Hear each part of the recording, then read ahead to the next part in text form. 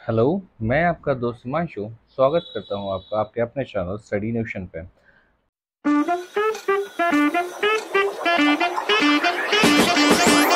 आज हम पढ़ेंगे फ्रेमिंग ऑफ द कॉन्स्टिट्यूशन।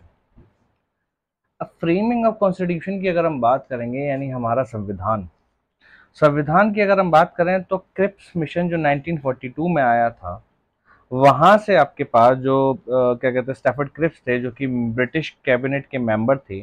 उन्होंने डिक्लेयर करा था पहली बार कि उन्होंने जो राइट है ऑफ डोमिनियन फॉर इंडिया, और इंडिया से प्रॉमिस करा गया था कि वो अपना कॉन्स्टिट्यूशन यानी अपना संविधान खुद बना सकते हैं। उसके बाद कैबिनेट मिशन प्लान आया जो कि 1946 में आया था। फिर इंडियन इंडिपेंडेंस एक्ट हुआ 1947 में, जहां पर आपके पास पहली बार कि हमारे पास कि हमने कॉन्स्टिट्यूशन बनाना स्टार्ट करा। तो जो कॉन्स्टिट्यूशन असेंबली थी, उन्होंने कॉन्स्टिट्यूशन प्रेजेंट करा जब 26 जनवरी 1950 को, जो कि हमारा क्या कहते हैं आपके पास रिपब्लिक डे मनाया जाता है। तो 1946 में हमारे पास दिसंबर में पहली बार कॉन्स्टिट्यूशन बनना स्टार्ट हुआ था। जुलाई में एक्चुअली फ्रेम हुआ था और फिर 1949 तक ये आपके पास बना था। इंडिया का कॉन्स्टिट्यूशन बनाने में करीब करीब आपके पास 2 साल 11 महीने 18 दिन लगे। 165 दिन में जो हमारे पास ये असेंबली जो रही थी, उसमें 165 दिन में 11 सेशन करीब हुए थे। अब इंडिया आज़ाद हो गया था यानी इंडिपेंडेंट हो गया था 15 अगस्त 1947 में, लेकिन अभी भी स्प्लिट होना बाकी था। जैसे कि हमने देखा था हमारा हिंदुस्तान जो पूरा था वो हिंदुस्तान और पाकिस्तान में बंट चुका था। बहुत सारी चीज़ें क्या कहते हैं, जब हिंदुस्तान आज़ाद हुआ यानी हमारा भारत आज़ाद हुआ, तो क्या कहते हैं बहुत सारे जो वर्कर्स थे, लेबरर्स थे, वो आपके पास सेक्शन ऑफ क्या कहते हैं कंट्री में प्रोटेस्ट करने लग गए। प्रोटेस्ट कर रहे बहुत सारे हिंदू मुस्लिम सॉलिडरिटी भी देखने को मिली कि सब एक साथ मिलके काम कर रहे थे, क्योंकि हमने जो लड़ाई लड़ी थी सबने मिलके साथ लड़ी थी। ऐसा नहीं था किसी एक पक्ष ने ज़्यादा पार्टिसिपेट करा था, सबने जितने भी लोग थे सबने मिलके ही पार्टिसिपेट करा था। सब चाहते थे कि क्या कहते हैं हम क्या कहते हैं आपके पास आज़ाद हो जाए। अब जो कांग्रेस और मुस्लिम जो लीग थी यानी क्या कहते हैं हमारे पास आईएनसी और मुस्लिम लीग जो थी, वो मेजर आपके पास अगर हम देखेंगे दो पॉलिटिकल पार्टी थी। लेकिन वो फिर भी अगर हम देखें तो दोनों के बीच में कभी भी समझौता नहीं हो पाया। किस बात को लेके वो नहीं एक मत पे नहीं आ पा रहे थे कि जहां पर कि हम रिलीजियस और सोशल हार्मनी को लेके आ जा सके, जहां पर सब पीस के साथ क्या कहते हैं समझौते के साथ सब एक साथ डाइवर्सिफाई होके एक साथ रह सके।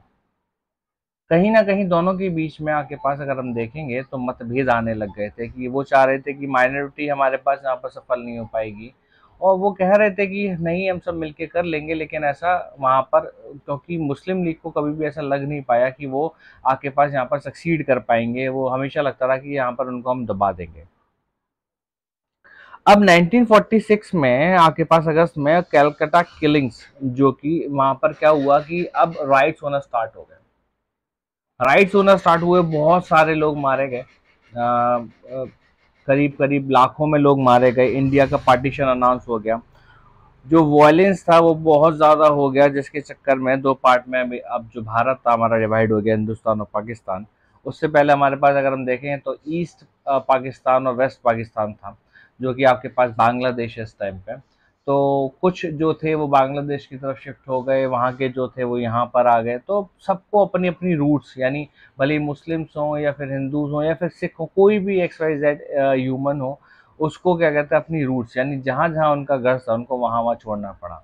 और पता नहीं कितने ही लोगों को, कितने ही उन्होंने अपनों को खो दिया था। अब मिलियंस ऑफ रिफ्यूजी जो थे वो ईस्ट ऑफ पाकिस्तान में शिफ्ट हुए। एक और इम्पोर्टेंट इशू था जहाँ पर जो प्रिंसली स्टेट्स थी वो भी ऑटोनॉमी, क्योंकि देखो ब्रिटिशर्स जो चाहते थे वो करके गए। ब्रिटिशर्स चाहते थे कि हमारा जो पूरा भारत है वो डिवाइड हो जाए। उन्होंने कभी नहीं सोचा था कि हमारा अच्छा हो। जब उन्होंने बोला कि हाँ डोमिनियन ऑफ इंडिया अपना लेंगे लेकिन हमको पूर्ण स्वराज चाहिए था, उन्होंने उनको तभी लगा था कि नहीं अब हम करके जाएंगे तो उन्होंने स्टार्टिंग से ही क्या कहते हैं डिवाइड एंड रूल वाली पॉलिसी खेली, और धीरे धीरे धीरे धीरे धीरे धीरे करके हमारे घर में फूट डालते चले गए, जिसके कारण आज ये सब हमें देखना पड़ रहा है। तो एक और इम्पोर्टेंट इशू था कि हमारे पास जो प्रिंसली स्टेट थे वो भी क्या कहते हैं 1/3 सब कॉन्टिनेंट एरिया को कवर करते थे। अब ये सारे ऑटोनोमस थे। ऑटोनोमस का मतलब था कि ये खुद ही जो चाहेंगे वहां पर शामिल होंगे, वो चाहेंगे तो भारत में शामिल होंगे और चाहेंगे तो पाकिस्तान में शामिल होंगे। तो पार्टीशन में उनका भी खुद का एक इंडिपेंडेंस था, उनका जो मानना था वो वहां पर जा सकता है। अब हम बात करेंगे कॉन्स्टिट्यूशन असेंबली की।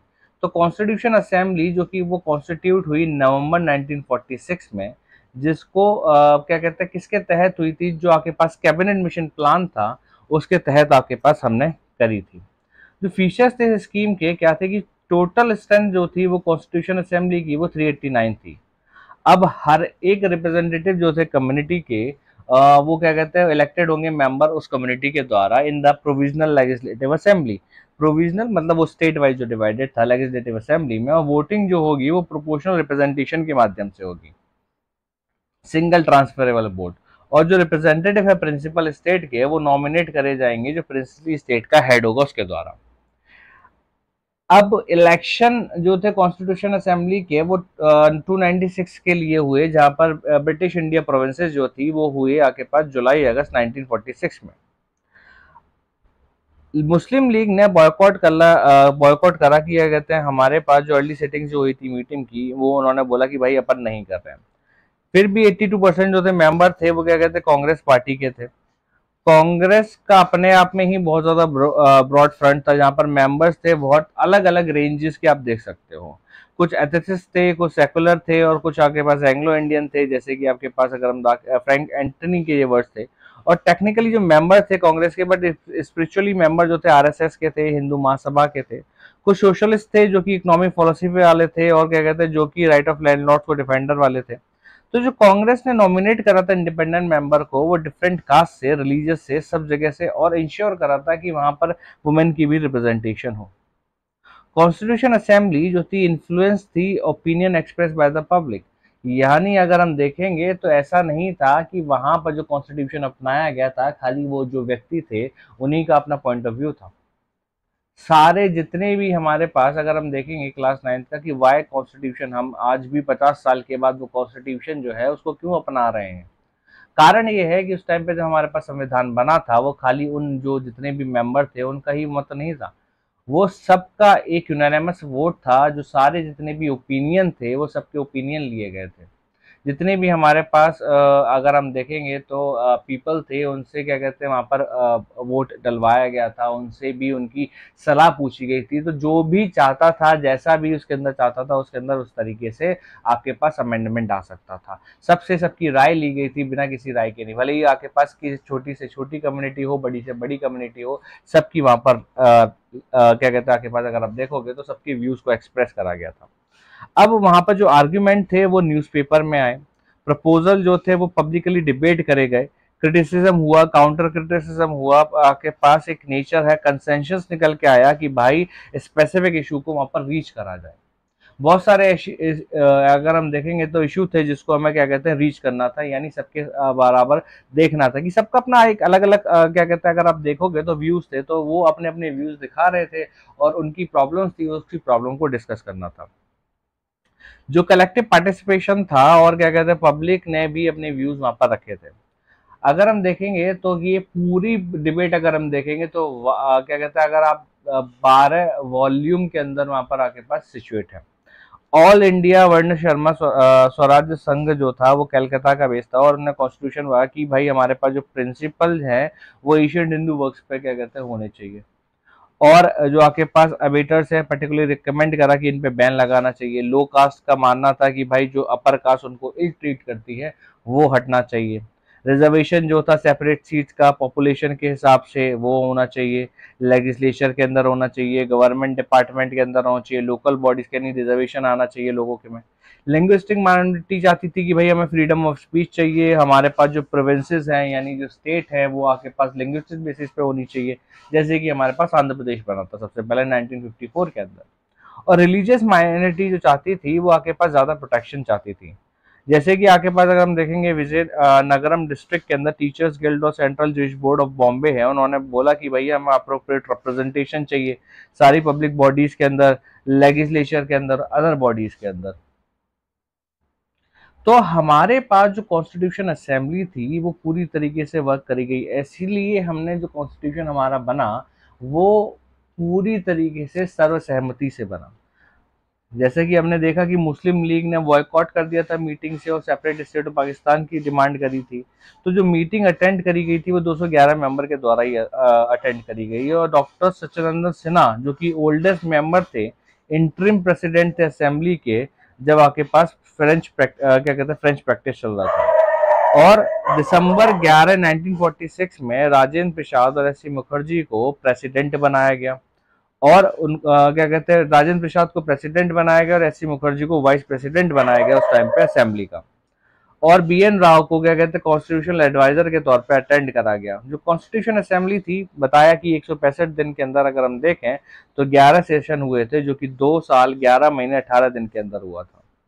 और जनवरी 1950 को कॉन्स्टिट्यूशन असेंबली का फाइनल सेशन हुआ, जहां पर उन्होंने प्रोविजनल जो पार्लियामेंट था, अभी पूरा पार्लियामेंट नहीं बनाया, तो प्रोविजनल पार्लियामेंट जो था इंडिया का जनवरी 1950 में फॉर्मेशन हुआ, नया पार्लियामेंट हुआ, जनरल इलेक्शन हुए 51-52 में। तो इस तरीके से हमारे पास कॉन्स्टिट्यूशन की असेंबली बनी और कॉन्स्टिट्यूशन असेंबली ने वर्क करा। अगर हम देखेंगे तो दिसंबर 1946 में जवाहरलाल नेहरू ने ऑब्जेक्टिव रेजोल्यूशन जो थे असेंबली के वो वहां पर प्रोवाइड करे थे, और फंडामेंटल जो फिलोसफी थी कॉन्स्टिट्यूशनल स्ट्रक्चर की वो प्रोवाइड करी थी, जिसकी वजह से जो रेजोल्यूशन था पूरे यूनानिमसली अडॉप्ट करा था असेंबली ने 22 जनवरी 1947 में।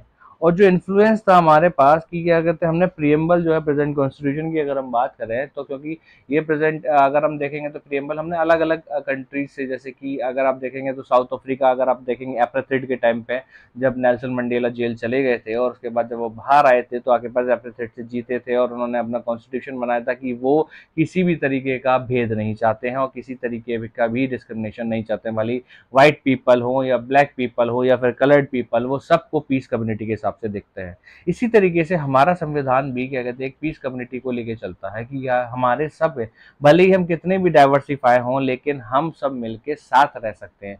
और इक्वलिटी बिफोर लॉ हमारे पास रहता है कि हम जब जितने भी बंदे हैं, जितने भी लोग हैं, सब मिलके साथ रहे और कॉन्स्टिट्यूशन को सर्वोच्च माने।